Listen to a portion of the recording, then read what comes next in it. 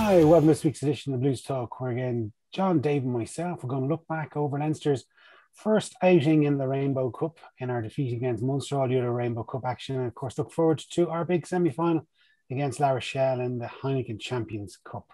So, boys, I suppose Munster broke their duck, their first win in, 7 games against Leinster, but they beat us fairly comprehensively 27-3 in a fairly meaningless match, well, except for the fact that we were able to get two of our players a bit of game time for next weekend. Yeah, well, it wasn't meaningless for Munster. Wasn't meaningless for us either. Totally meaningless, Dave. If we lose on Saturday, on Sunday, see how meaningless it is. But should they've won the league? Yeah, but this isn't the league. It's a new competition. Yeah. This is our primary domestic competition now. And that's why we played a team that's probably going to have 10 to 11 changes from our Heineken Cup team. Well, that's up to them, but it still wasn't meaningless.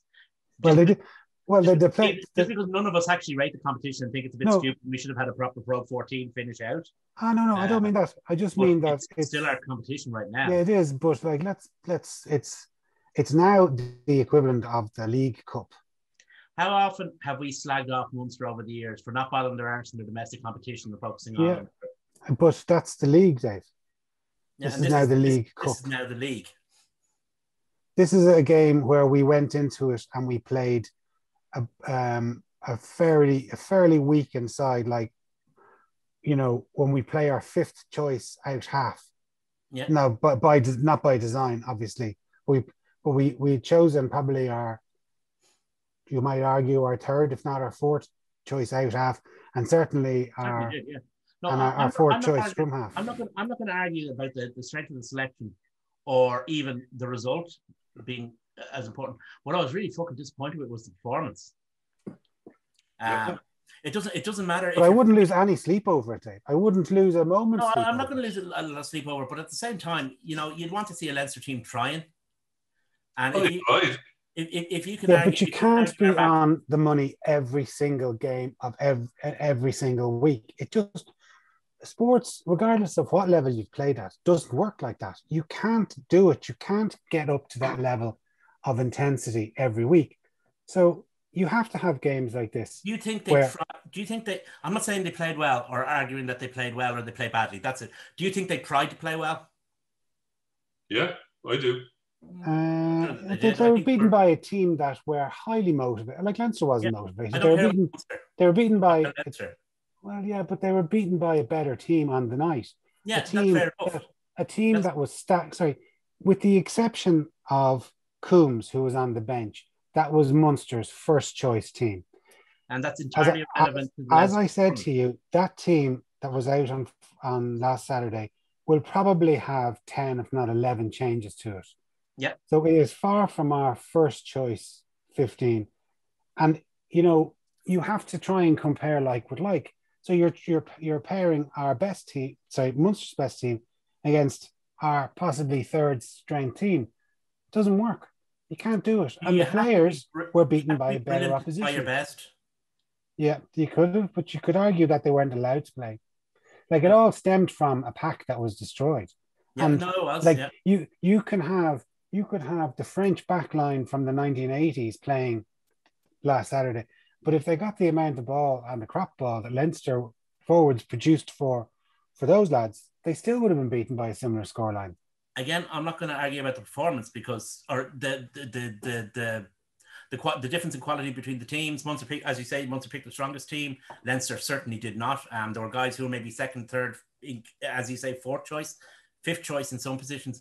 But you don't have to be you don't have to be a line to try your hardest. And I don't think that Leinster team looked deficient in the effort stakes. Yeah, well, we'll agree to disagree there. I think they were trying, and they tried right up to the end. They were out muscled, but I don't think you couldn't say they shut up shop. Like Munster, I can't even remember now. I have it blocked out. But did Munster get a bonus point? I don't think. No, they scored 2 tries. No, 2 tries. You know, 27 points, 2 tries. Like, considering they fucking ran roughshod over us in many ways, that's not lying down. That's certainly not lying down and taking a kicking. It was very close to the biggest loss we've had against Munster. But also, I think Jason pointed out during the week, it's the first time we've not scored a try in the RDS since 2014 or something like that. Something like that, yeah.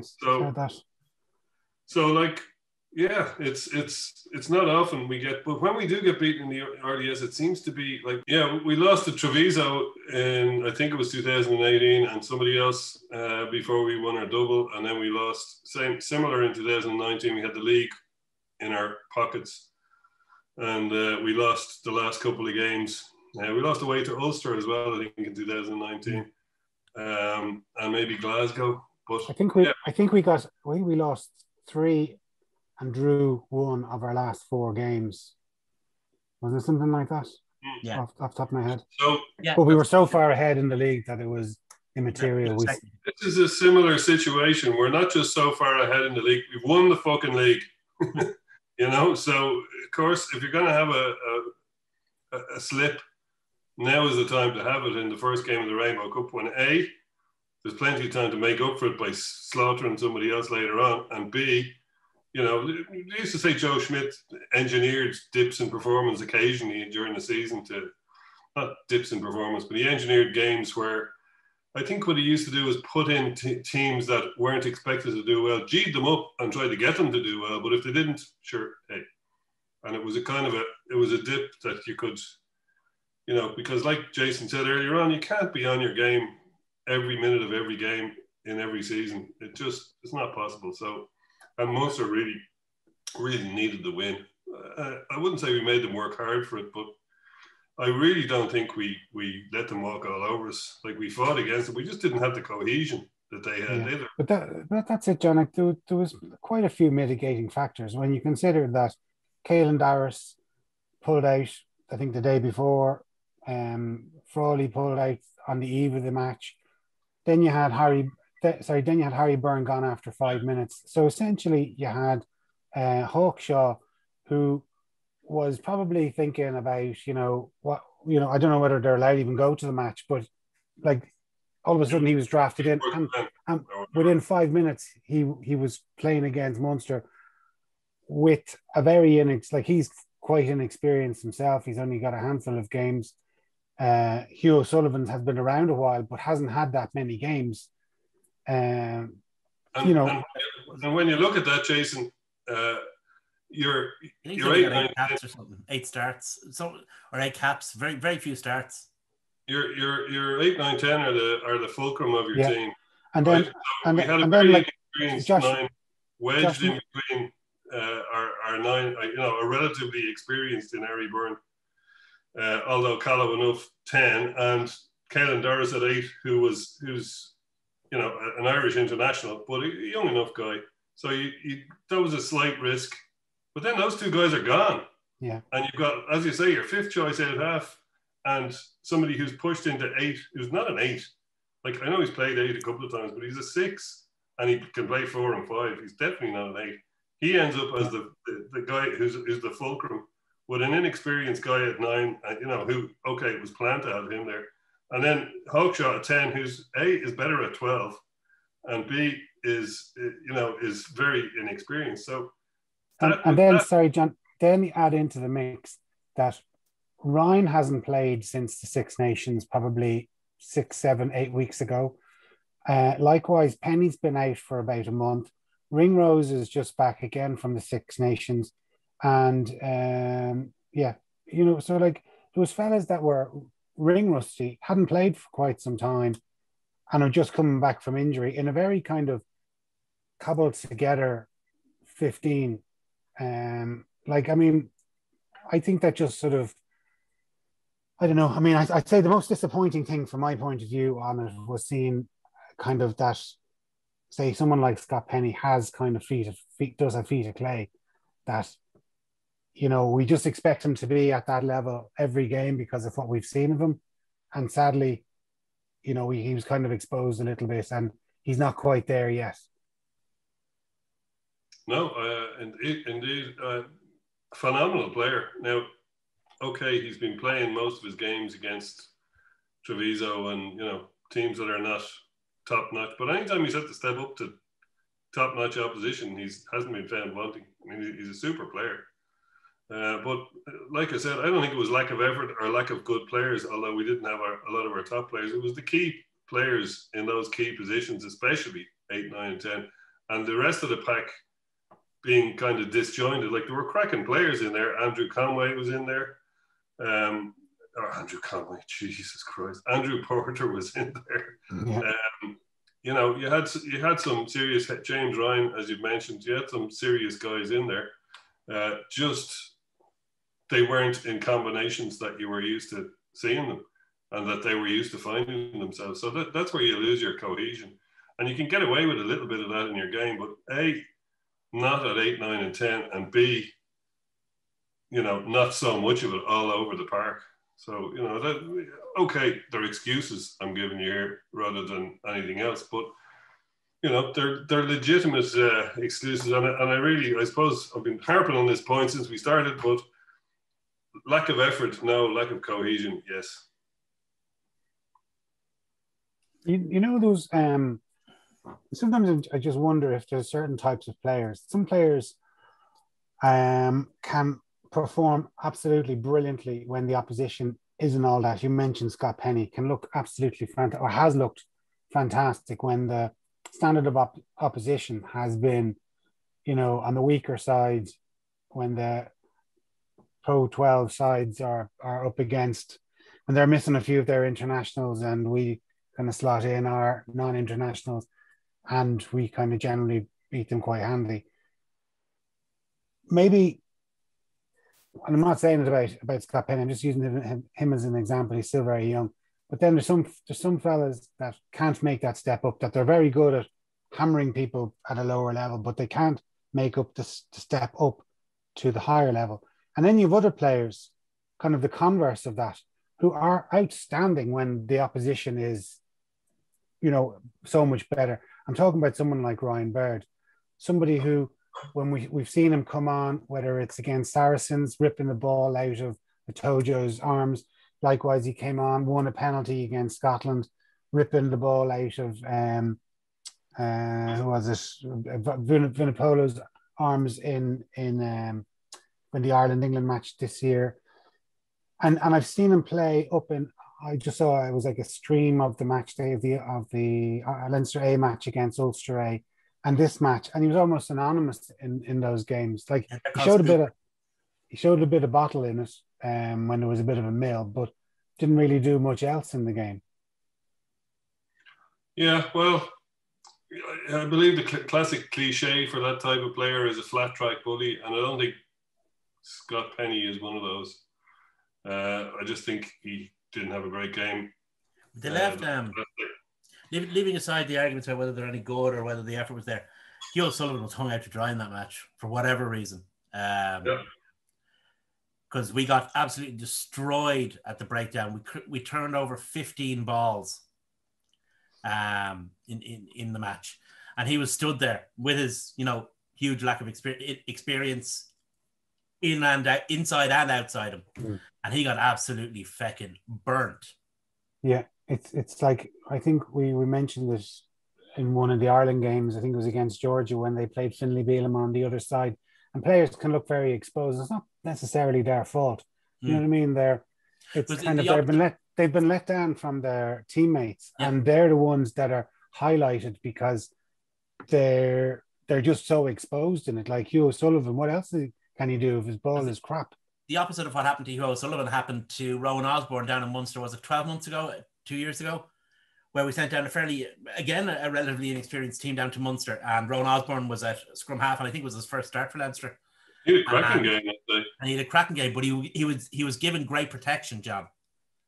I mean, we dominated the breakdown that day, with the result that Rowan Osborne had, I wouldn't say it was an armchair ride, but he had it was certainly a more comfortable chair than the milking stool that Hugh O'Sullivan found himself precariously balanced upon.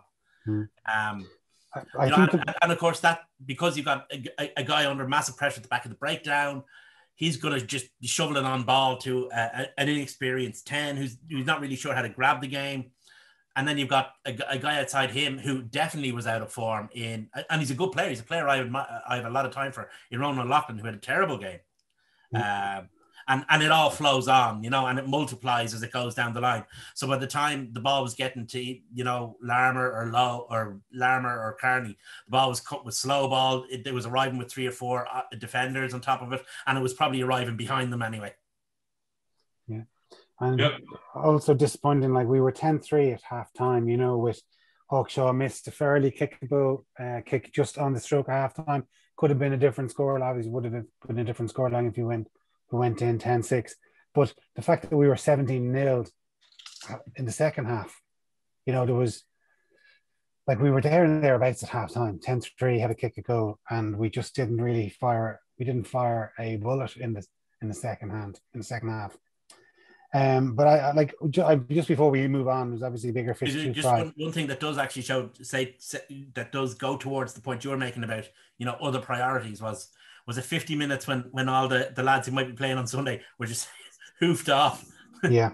Well, I mean, like, you saw that there was a couple of young lads on the bench, Martin Malloy and Cormac Foley. Sorry, Martin Maloney and Cormac Foley, and Tommy O'Brien had come back as well, his first game back. Yeah.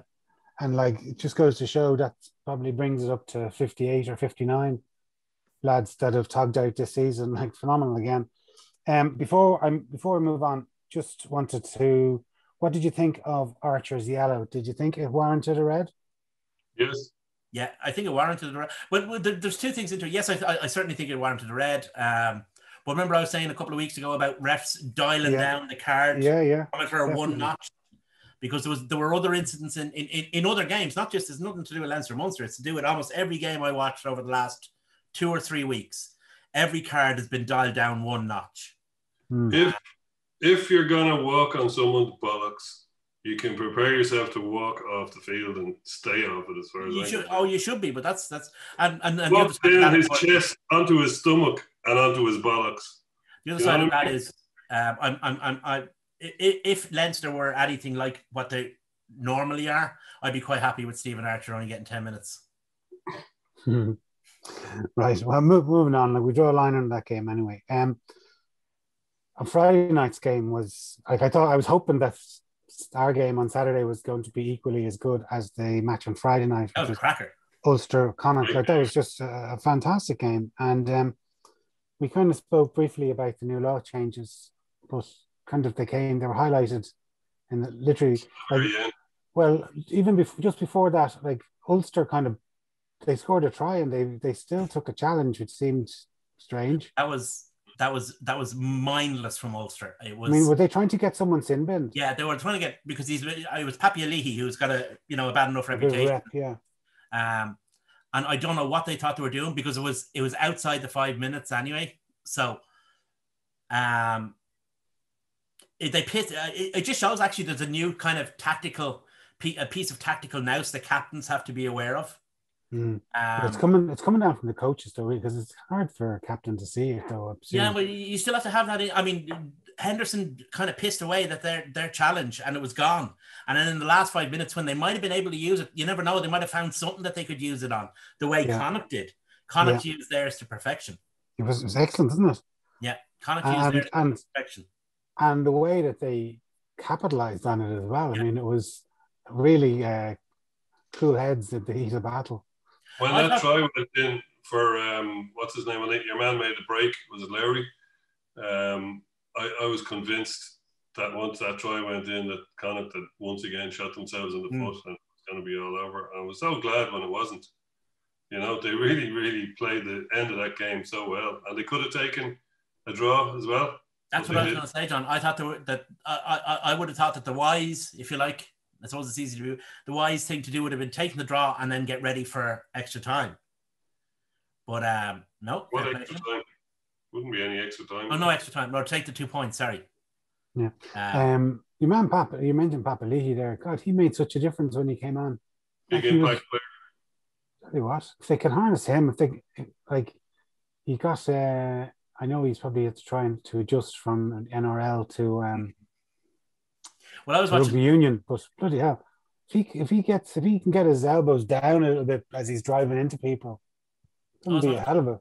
I was watching Raiders against the Cowboys on Saturday morning in the NRL, and there was another Papa Alihi who came on and changed the game again himself. It was no relation, but just it was funny. Like 2 games I'd watched one after another in terms of a player with the same name had the same effect in the game.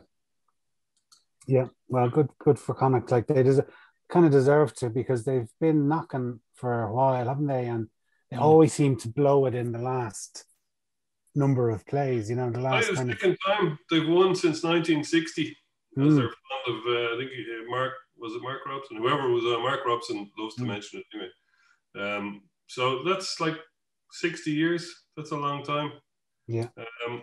So to win there again is obviously a big deal for them. I mean, Jesus, why wouldn't it be if you don't win there very often? You haven't won there for 60 years. It's a big deal. Well, I mean, they won in, was it 2019, 2018, around then, and this is the second time to do it. So it's becoming a habit finally. And you get so sick of watching Connacht lose by they're doing so well in the European game, and all of a sudden something stupid happens and they. Well, we saw that against Leicester. I mean, they didn't win. Like Leicester went out with their thirds, and I don't know. Like that was the worst display from Connacht. It was the first time in a while where Connacht had been in that situation where they didn't shoot themselves in the foot. Yeah, that's what I was going to say. That they actually did the right. They actually played the right. I mean, if they hadn't scored that final try, we'd probably be here going, why didn't they take the points, take the draw? They shot themselves in the foot. They didn't get the win, blah, blah, blah. But, fortune favours the brave. Mm-hmm. Yeah, fair play to them. Just a couple of the other results. I just mentioned them. Edinburgh beat Zebre. Treviso beat Glasgow. Was a good result for them. John. Yeah, 46-19, yeah. Glasgow were looking to get the 19 in the last 15 minutes to put a bit of gloss on the score. Ospreys beat Cardiff, your beloved Cardiff, John. You were doing a pre-season tour of the stadium there last weekend. Yeah, my favorite team in Wales beat my favorite team ever. Work that one out. The bitter spite of the spurned lover. And Dragons beat Scarlets. I watched that match. I think Scarlets came back and were ahead at one point, and then they just imploded in the second half. What has happened to the Scarlets? Jesus Christ! I mean, fair play to the Drags under Dean Ryan, but Jesus. They shipped 50 points against the Dragons, and they shipped 50 points against, was it Sale in the European Cup? Like that. For a team that has it. They rarely get to play the Dragons in Dave Parade because there's usually that thing in the Millennium Stadium. What's it called? The double Judgment Day. Judgment Day, and that's a home game for I think Cardiff and Dragons, and the two West Wales sides come to visit. So they actually never get to play in Rodney Parade. So it's interesting that when they do, they get slaughtered. It's something the Dragons fans give out about, that they give up their home advantage to go and play the Judgment Day. Mm. So fair play to the Dragons. Probably anyway. Get about 4 million from the gate receipts, though. Well, is there anything that Dragons fans don't give out about? Just asking for a friend. Yeah. Well, anyway, I suppose we've managed to kick off the Rainbow Cup, and just a few good games, as I said, and we've got the South Africans this weekend. But we've also got the Heineken Champions Cup and the Challenge Cup, of course. But we play Ronan O'Gara's La Rochelle. I'm sick and tired of listening to. But then don't listen to it. I have to listen to it. Well, there you go. Just a shame it's not Johnny Sexton v Ronan O'Gara, isn't it? I haven't heard anything about Ronan O'Gara's La Rochelle. So I haven't. Do you know what? Because I don't fucking listen to it. Do you know what? I know what it'll be like. Wouldn't it be great if Johnny Sexton was there in the crowd and they could pan the camera over to him anytime anything happened? Even better if he was on the pitch and they could pan the camera to him. Of course it would. They did that for years every time one of them was on the bench. I don't want to linger on this right for too long, but like it's all every source, and even the good ones are mentioning it, and it's all when will he come back? He has to come back for Ireland and he has to come back for Munster. Like, it's the dream team of him and O'Connell managing Ireland. Like, Leo Cullen must be scratching his head going, look, I won 2 Heineken Cups. I captained Leinster to 3. I've coached them to 2 finals. And Mark McCall would say, is that all? Yeah. Well, okay, but, you know, he's in the Irish system, right? And I'm sure, like, but there's no like, Jackman last week on the 42 podcast was lamenting the fact that there was no progression of Irish coaches, that if you had a foreign accent, you seem to get parachuted in place of them. Which is actually, Jason, a fair point that's been made. No, it is. Jackman and others have made that point now for going on 10 years. Yeah, no, and I agree with him. But I'm just saying, you've got Leo Cullen, who's coaching Leinster for 5 or 6 years now. And he's, you know, it's the most sought after, or it's the most professional operation in the country. Like, they've got everything ticking along, a great academy, great coaches, massive amount of quality players that are being rotated, that seem to be very happy to stay there, to get limited game time compared to somebody who might decide to take a trip up to Belfast or down to Limerick or over to Galway. You know, there was talk of Scott Penny was highly sought after, and he decided to stay. Do you know what I mean? And he knows that it's going to take a few injuries and lesser matches for him to get selected. And yet they're prepared to stay. But there's nothing about Cullen, and it seems, I'm sure he must be just thinking, like, only the fact that he seems to have zero ego. You know, like, it just seems I've said it terrible before. I've said it before. Dog bites man isn't a story, Jay. Leo's in charge of Leinster. Leo's as efficient as he's always been, both as a player and a coach. And Leinster are what Leinster are.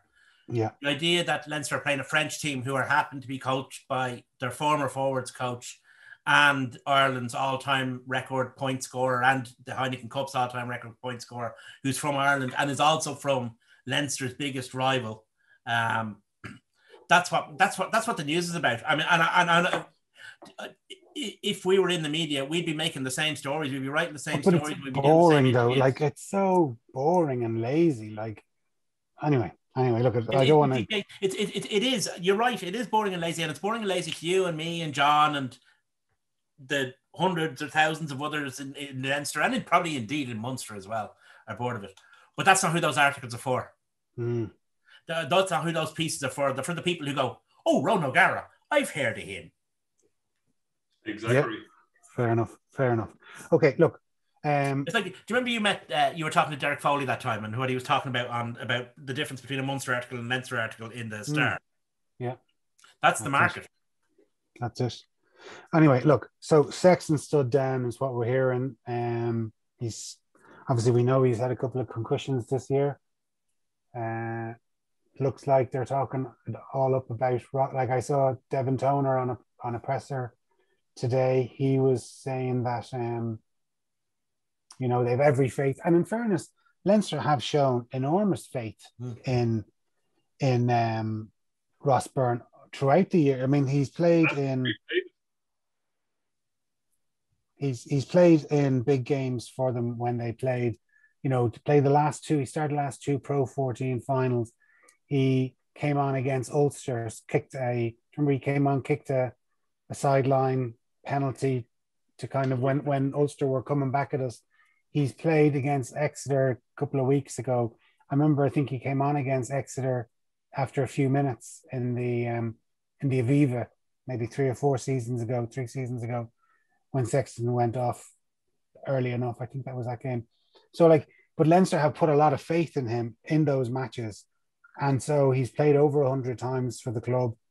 You know, all the players are invested in him. They're happy to see him as the leader on the pitch when Sexton's not there. So, you know, it's his moment. He's another moment now to shine, I suppose. Yeah, well, that's it. I mean, when it wasn't when it was neither fun nor profitable to do so, Leo and Stuart Lancaster put their faith in him. They put their eggs in the Burn basket many years ago, and they've stuck with him, and it's repaid them in fairness to the choice they've made. They've never been burnt. Huh? They could have been burnt indeed. Yes, very good. They could have been carburied. Buried. No, forget that one. But they could have been.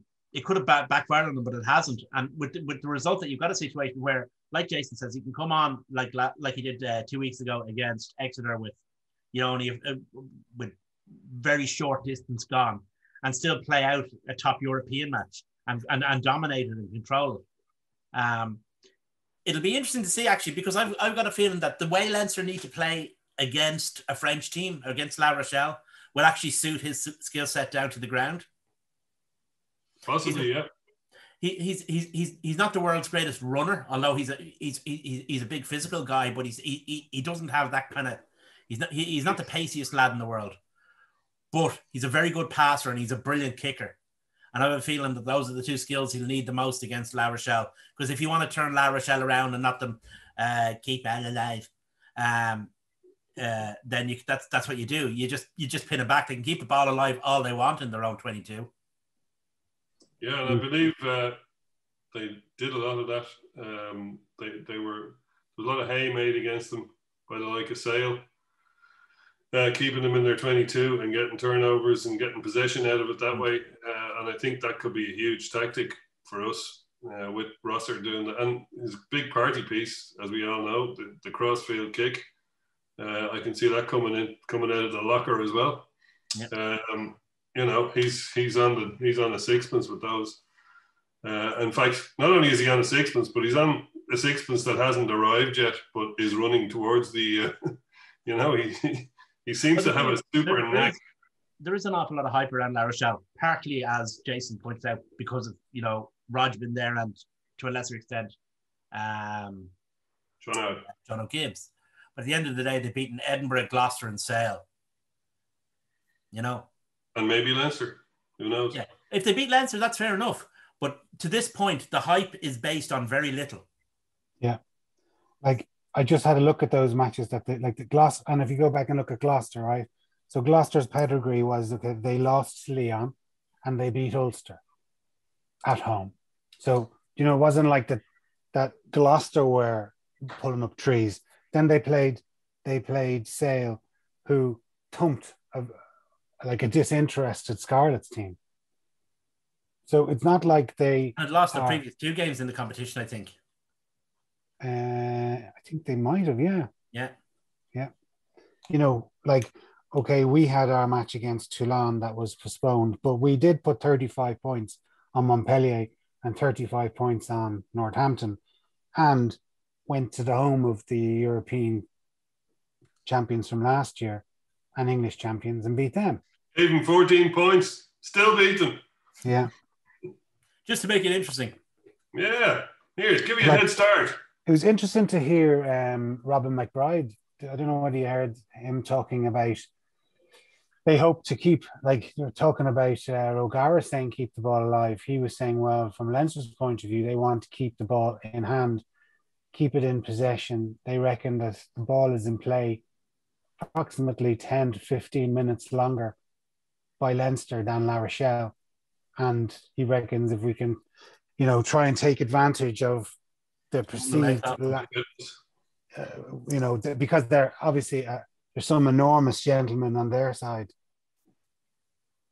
Yeah. I like that. I like that strategy, all right, but, only when it's sensible to do so. Yeah, it is often a strategy we use against teams. Like, if you remember, Montpellier a couple of years ago had an absolutely mahoosive team. And we just ran them into the ground, Yeah. Yeah, there's nothing more dispiriting as a big forward when you're made run around the pitch to rook for 80 minutes. Well, that was McBride's point. He said they go from set piece to set piece, and then they have, I got one guy is fucking 24 stone, another lad 22 stone. So you're talking 46 stone on your tight head side. So, it's a fairly immovable object. poor old Keane Healy, like. But again, like a lot has been made of, say, La Rochelle's lack of experience at this level, which again is just horse, because if you look at their players, all the players are internationals. There's 5 in the French team. There's a couple of Springboks. There's a World Cup guy in the New Zealand World Cup winning squad, and an Aussie international. You know what I mean? All these lads have played in huge matches in their careers, but again, the boring, I don't know, lazy journalists going, but they've no pedigree in this competition. They don't, but they've got players that have got a pedigree and a far bigger standard of rugby and a far higher standard of rugby. But again, Jason, the Leinster take on team of World Cup and Super Rugby winners isn't much of a story. Leinster take on underdogs who are coached by Ronan O'Gara. Hey, I've heard of him. Plucky underdogs that have come plucky underdogs. Yes, they were only 5 years ago were in Pro D2. Who overcame the mighty power of Gloucester and Sale. Yeah. Yeah, it's... Well, you see, here's the thing, like, before we get, overconfident and decide La Rochelle are just a bunch of bums, they aren't. Oh, God, no. That was my point, though. Yeah. They're a team of very, very good players. Now, the club itself doesn't have any pedigree, but those players do. And every club, before it wins its first Heineken Cup, has to establish its pedigree. We had no pedigree before 2000. We had the pedigree of losers before 2009, until we won it, and then we were winners. And it's the same with everyone. It's Toulon. I mean, Claremont are still losers because they haven't won it. Toulon became winners. Saracens, you could argue about it, but their names are on the trophy. So, La Rochelle, at some point, if they're going to become a team that wins the Heineken Cup, have to win the Heineken Cup. It's not going to be this year, though. Not now. Yeah, it's not going to be this year. Yeah, I just was having a look, and I was trying plotting the two teams. I actually did a little graph here of our success. Yeah, but just on the team, like if you look at, say, team life cycle.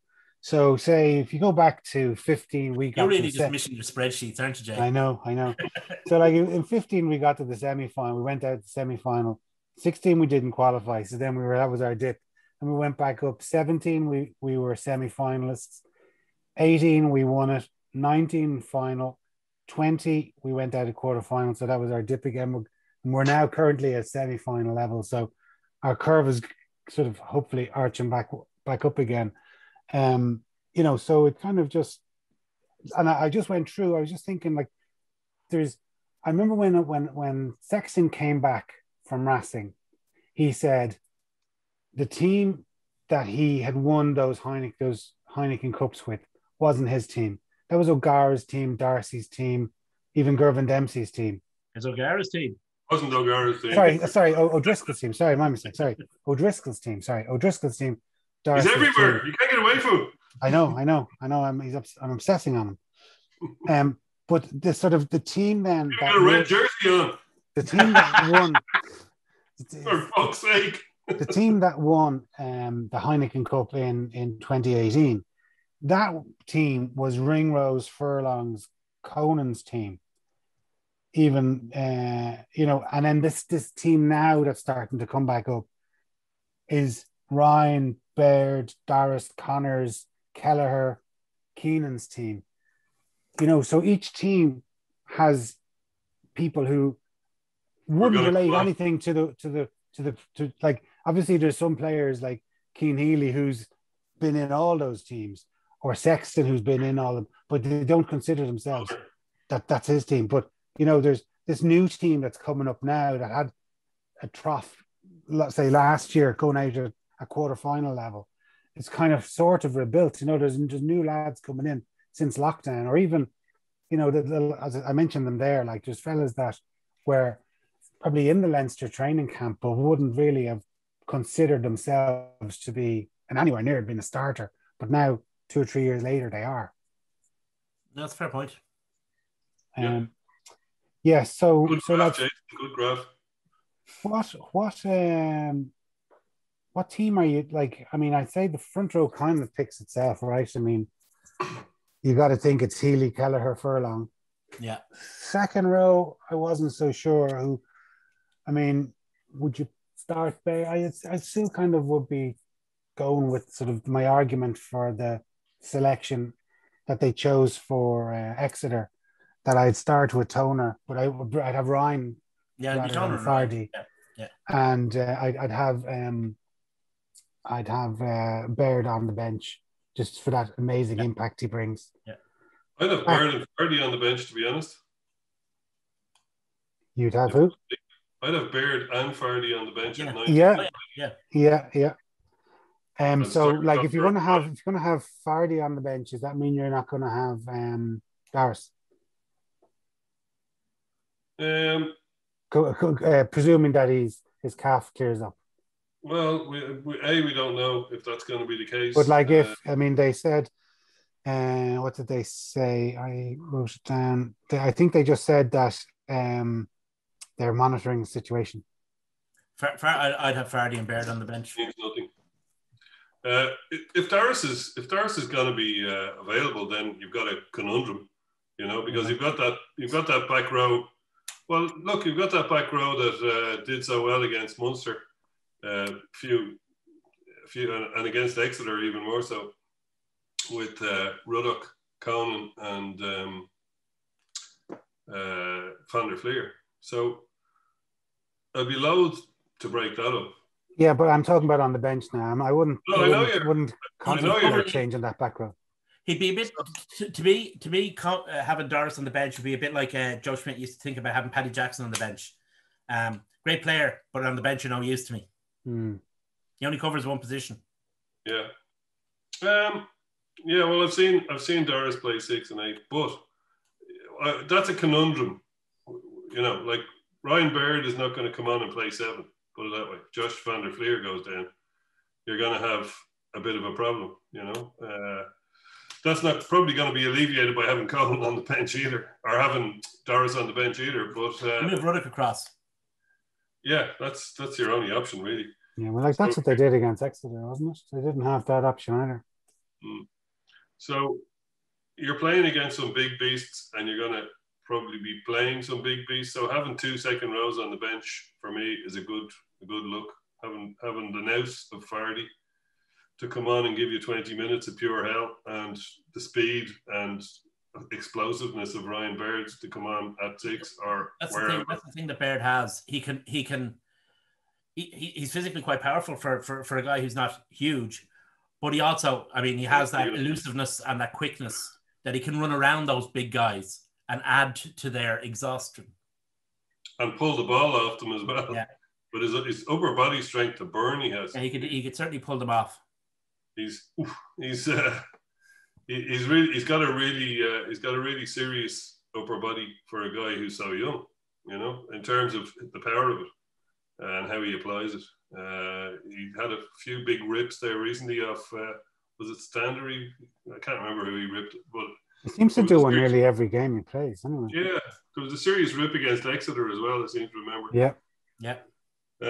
So that's all pure upper body strength, and a bit of dog as well, going in. It's an awful long time since I played rugby, but I know that guys who went in with that, I'm going to take the ball off you, pal. Sometimes you just, even if you're in the height of a game, you're not expecting that kind of physical. You're not holding onto the ball totally tightly. It's gone. And you see small guys able to do it sometimes just from the shock value of a big guy thinking, that guy isn't going to. Oh shit, the ball's gone. But Ryan Baird can do it to pretty much anybody. It's anyway, he's benching. Yeah, Victor Vito's, etc. So halfbacks, right? We're presumably McGrath and Gibson Park and Sexton. It's all been a massive flim flam. Again, like the press conference was very vague about him. They just said being monitored, being managed. I can't see either Gibson Park or Sexton appearing, and that's a tragedy for us because it means really that Ross Byrne and Luke McGrath have to play 80 or as damn close to 80 as they can manage. So if either of those go down in the first 5 minutes, we are in big bother because you've got Hughie O'Sullivan and maybe a half-fit Kieran Frawley to cover. I don't know what way they're going to do their halfbacks. That might lead you to think that they might actually take one of the forwards from the bench and have an extra back in there. What play it? Well, I mean, like on the bench then, right? So you reckon 21 is going to be Hugh O'Sullivan, 22 Frawley, 23 Carney. So would you like? Are you saying go 4-4? Yeah, 4-4. I don't know whether they will. Like, no, they won't. No way. Like, I could see 6-2 sooner than I could see 4-4. You know. Yeah, because if you don't have the replacements, why put? Wait, yeah, no, but no, they'll it depends who's fit. I mean, it's a tough situation to be going into without if Frawley is fit. You don't know how bad I mean, he tightened up, is what they say on the captain's run. But they obviously took zero. Oh yeah, and pulled it straight away. So no, not pulled the hamstring, but they pulled him from the match. So I presume that he's loosened up. And I presume Harry's gone. Oh yeah, how could he did his hammer.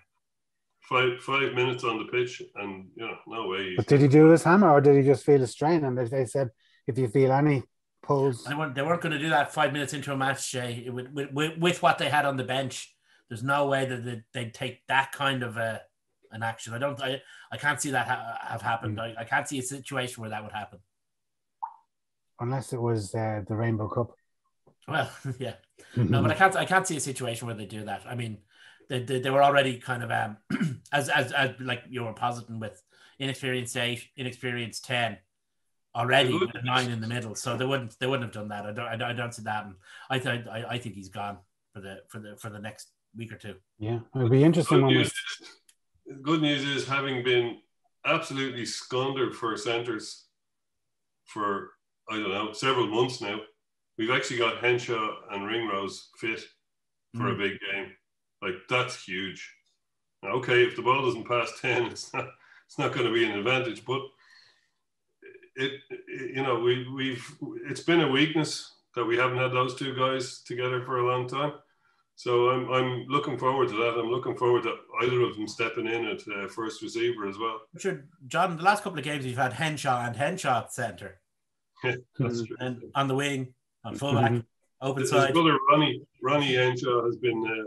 He's been outstanding. Like you think there was more than one of them on the pitch. No, it's great to have the two of them back together again. And it's great to have, like, that means you have options. Okay, they're not going to be available. We're not going to be using them on Saturday, but the options are there, kind of thing. Yeah. The amazing thing though about Ronnie Henshaw is that he can stand into they confuse things by putting 12 on his back as well. So there's nobody, and because they're twins, nobody can tell them apart. I actually think his best position is 13. His best position is on the field. That's it. I think if you could play him in his what you think might be his most natural best position is 13, but he's also our best 12. So now, if Frawley were around, it might change that. If Frawley had a full season, you might Ringrose might have found himself under pressure for selection. I don't know. But that didn't happen because not because of any lack of quality in Ringrose, but because Frawley is able to play that second 5'8" role that nobody else does, or nobody else does well anyway, and he does do well. So if Leinster wanted to change the shape of the back line, they could do that. And Henshaw is brilliant at 13, but look, that's all just, it's pie in the sky at the moment because we're not going to be doing it against La Rochelle. But it's going to be interesting. Larmour or Carney on the wing? I'd go Carney. I'd go Larmour. Well, I wouldn't be depressed to see either of them there. I'd be happy. One of them's going to be on the bench and one of them's going to be starting. And Larmour has actually come into a bit of form in the last couple of weeks. The stuff that had been not working for him is beginning to work for him again. His feet are looking good. He scored 2 tries against Exeter. Tries against Exeter. Yeah, that's what I'm saying. Like, he has become back. Dave Carney's had a very good season though, and there's an element of if you're not going to be able to catch their wingers anyway, no matter who you pick. Funny point. But we have to be. Then pick the big guy. We have to be bold. Like we have to be bold. Yeah. You know, we can't just. You can't be conservative in this game. We have to actually go for it. And like, you know, they do. In fairness to them, they do go for it when they do get the chance. They don't just sit back and you know, think, oh, a penalty will come, we'll knock this over. Penalty will come, we'll knock this over. Like, you know, as we saw against, like, by doing that, we wouldn't have won against Exeter. We were 14-0 down. We had to take risks and go for broke. Not doing it at the right time though, because when we did get, of course, when we did get the great thing about that Leinster performance, as well as everything else, and having Ross Byrne there as well, Ross Byrne been in the middle of it, was that when every time we got an opportunity to just take a little bit away from Exeter when we got into the lead by taking penalties, and that was, you know, slowly squeezing what was left in them out. Absolutely, yeah. And they gave away really ruthless dumb penalties in dumb parts of the pitch. Yeah. Okay, well, look. Ever reliable Gervin Dempsey at fullback, or well, his spiritual successor at fullback. Yeah, Hugo. Yeah. Hugo Keenan. No worries with him. No. And I guess we're going low on the other wing then as well. Oh yeah. He's a good man for Europe, I reckon.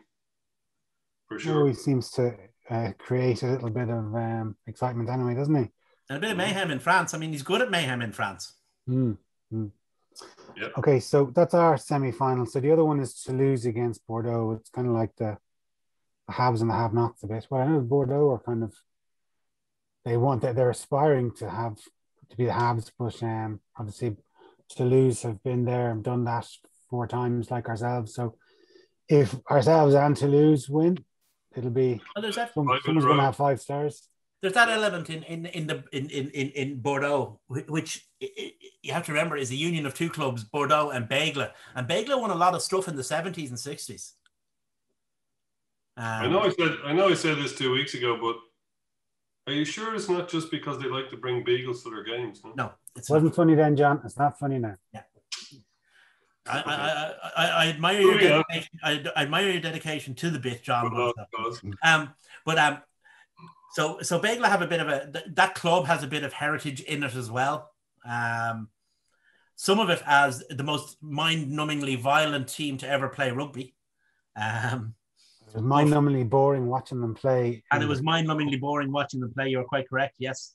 In an era where French rugby in the top 14 wasn't exciting at all, Bègles plumbed new depths, but it worked for them. Anyway, I think Toulouse are going to hockey them. I think so too. I think Toulouse on one leg are going to give them a good scene too. Toulouse are on a mission from Jesus to stop us getting an extra star. You never know. Well, it is the dream of all of us, really. Obviously, apart from La Rochelle and Munster fans, to see Toulouse and Leinster going at it for the 5 stars. Out of the 4 teams left, you know, it'd be really nice to have somebody get 5 stars, whether it's us or Toulouse. Obviously, we don't want it to be Toulouse, but you know, it is the dream final for anybody who's promoting the championship or trying to make sponsorship money or TV money, or you know, you've got to be hoping for a Leinster Toulouse shootout for 5 stars. And don't forget the first of Toulouse's stars was in the inaugural year of the competition in 95-96 season, the first season of professional rugby. So that's how far back they go. And they haven't won it since 2010. So maybe they're due a win. Gulp. But, you know, we're much more a team of recent wins. Like we'd only won, last time they won, we'd only won Heineken Cup. And now we've got our other 3. And they were a kick in the head away from get 3 in a row in the mid noughties. You know, they were a very. Remember their final against Wasps where the ball bounced? Yeah. Who was that? Pochettino, was it? Yeah. Pochettino and what's Rob his name? Howley. Jones. Rob Howley. Howley. All those West Brom halves are interchangeable. Oh, you would have bet your house on that one, no?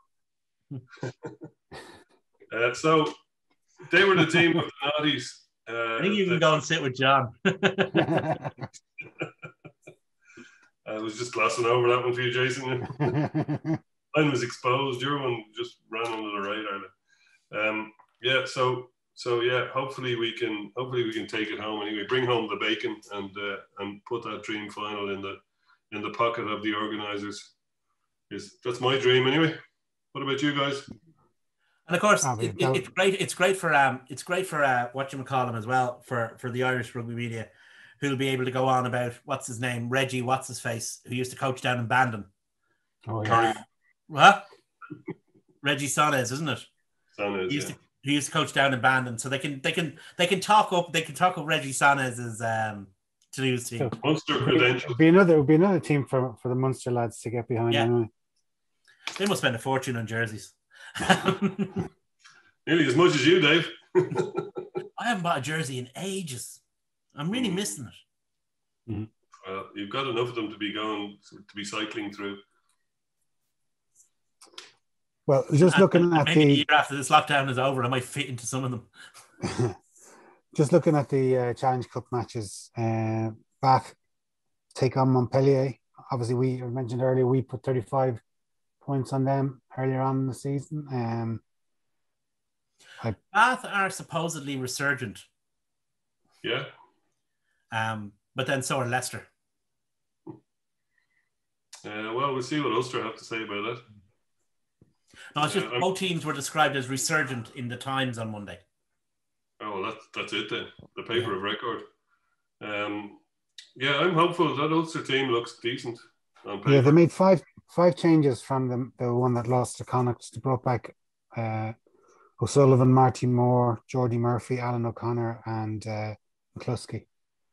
Yeah. I'm still not sure that I still think that they'd be better served with Stockdale on one wing, Balakoon on the other, and Michael Lowry in between. Yeah. There's an argument for that for sure. That's just my view. I mean, they decided to go with Stockdale at fullback, McElroy, who's a very good player, in on the wing, but I still think that they'd get more out of having those three guys on the pitch. Yeah. Yeah. Like, yeah, it's hard to know, but I mean, there's obviously they've played Stock. They seem to want to move Stockdale to fullback. Maybe they want to get him on the ball more. But like Will Addison is coming back. Yeah. So, which I'm delighted to see. I think he's. Did you see it against you watched the game against Connacht? That one move down the line. Oh, lovely! Yeah. That was a thing of beauty, like. Yeah. And like he was unlucky for the Connacht's try at the last minute. It just bounced over his head. Yeah. But yeah, he's a super player. So I don't understand the rationale by getting Stockdale in at full back, like as a long-term plan, because no, I don't see it as Addison is there. They spent the last 18 months converting Lowry into a fullback, right? Yeah. And he's done really well. For being a guy who was, an undersized out half when he started. He's done really, really well. And now they have Addison as well. And now they're putting Stockdale in there. It seems to be a strange kind of way to boil the arse out of the number 15 jersey. It is. Like I watched their match against Northampton, and like they made really heavy weather of that. I mean, Northampton did everything in their power to give them the game, and they I think they had 3 yellow cards in the match, and they like every time Ulster scored, they seemed to concede shortly after, but they won out in the end. But I was just thinking that like they've had so many opportunities that sort of Leinster have thwarted them, whether it's in Heineken Cup final, Heineken Cup quarter final, umpteen times in either semi-finals or finals of the Pro 12. Like there's no Leinster in this tournament now. I know that they were absolutely miffed that they were on the same points, pretty much the same record as Munster, but obviously they were in our conference, so Munster got into the final ahead of them, and I know they were really annoyed at that. And like they kind of blew their chance. They had a huge lead. Well, they're probably 10 points ahead of us in the table, but they lost the 2 games against us. Yeah. And that was curtains. That second game was curtains for them. Yeah. But they have. Sorry, I was just going to finish up. Like they were, they've always been thwarted by us. They don't have us, as I said, but now they have a chance, and they could go back to zero again if they don't win this game. Do you know what I mean? Like, it's very hard to rebuild themselves again after another false dawn. But so it's a lot of pressure on them too. But they have a great team. They have a lot of great players, and I'm not sure that the team is better than the sum of the players. Correct. But I'd say that there's guys in that Ulster organisation who wake up sweating in the morning, going Leinster. Mm-hmm. And I'm sure that they're still not convinced that even if they beat Northampton, they won't end up playing us somehow. Somehow we'll end up in front of them. You know, that they go out onto the pitch against Bath, and all the Bath players rip off the masks, and there'll be Robbie Henshaw. You know, because we've done so much damage to them over the years that they wouldn't put it past us, kind of thing.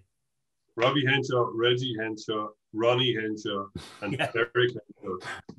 And the black sheep of the family, Jim Henshaw. We dream of a team of Henshaws. Robbie Henshaws. Yeah. Right, so there's some great matches to look forward to. Your specialist subject, Dave, BT Sport seem to be for sale. Yes, they've invited interest from buyers for the sports, for their for BT's sports, all their content actually, not just the sports. That's kind of got all. They do have one or two other little channel-y things that they have, so they're getting rid of all that. They're going to concentrate on their network and broadband. Sky, anybody? Pardon? Sky, anybody? Sky going to buy them? Sky aren't going to buy them now. It's looking like DAZN or Amazon. Yeah, because I can see that. Apart from all the rights they hold, they also hold that a lot of channels really, really want is they have four HD slots on the Sky EPG, and those are super valuable. Sure. So they have a lot going for them, along with all the rights that they hold, obviously. But and BT are kind of just looking, you know, because they give it away free with subscribers, they're not making any money out of it, or not making. And they paid vast amounts for was it Champions League? Yeah, like I think it's the only way you can watch Champions League in the UK is through it, and they were, as you said, they were giving it away for half nothing with people's broadband in their house. It'd be interesting. I don't know how it because it's actually one thing I've never really looked at is how it affected the broadband take up. I'm sure it had a positive effect, but at the same time, you know, it's a lot of money to be spending just to shift a few routers. Huge money. And have we any more gossip as to where we're going to be signing up for our own broadband next season? Like, our Sky going to be showing the Pro 16? Does anybody have any gossip on that one? No. Nobody's doing anything at the moment, and anybody who isn't talking about it because they can't meet people. That's true. You know, everything's nailed down because there's no people aren't meeting people. Companies don't have money to discuss it. It'll be a last minute job. I mean, look at the Southern Hemisphere. You look at Super Rugby. There was no buyers in the Northern Hemisphere for Super Rugby Air Tour, the New Zealand Super Rugby. Australian Super Rugby is on free, and you know they've on the web, and so it's like there's nobody in Britain or Ireland who have bought the top 14. There's not a lot of money to be spent on rights. It does seem strange though when you consider that people can only watch sports on TV. They can't get into stadiums. Yeah. It sort of is a bit counterintuitive. It does, but there's no money. Okay, I just on the probably the worst podcast, the RT one, with the exception of Don Lennon and Bernard Jackman, but with Hugh Cahill on it, it's always like that. But he did mention one thing. He neglected to mention the Ulster Connacht match, right? So they spoke for an hour about rugby, and he neglected to mention the Ulster Connacht, which was a great Pro match. 14 or. But that was which was the best match of the weekend, right? On BBC Radio Ulster and Radio McGill. Yeah, but he did say that now obviously they have skin in the game in relation to free for air. That those Australian TV figures, they were through the roof because they went on free to air for their Super Rugby. Yeah. And because they were free to air, obviously a lot more eyeballs on it. And so anyway, he was big up in it, which is interesting if, I suppose, for the whole Six Nations thing and what... There's no argument the free to air will get you way more eyeballs, way more eyeballs. The problem is it doesn't make money for the organizations. Yeah. Did you see that New Zealand have sold some of their similar kind of CVC deal? Well, obviously not. I think it was 200 million they sold for. They don't have the same wealthy or deep pockets for that.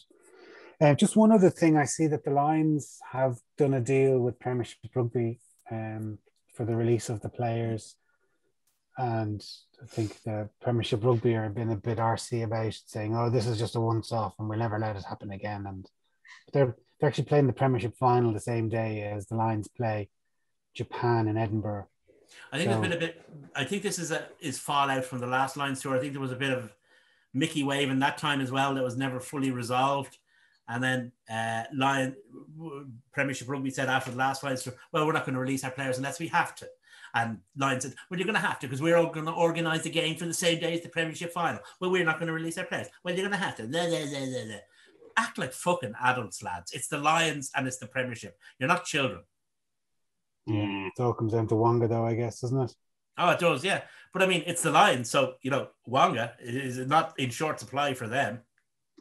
You can see it's just going ahead as a warm-up game for the Lions, which is what it is, without the Premiership players. And, doesn't that happen every time?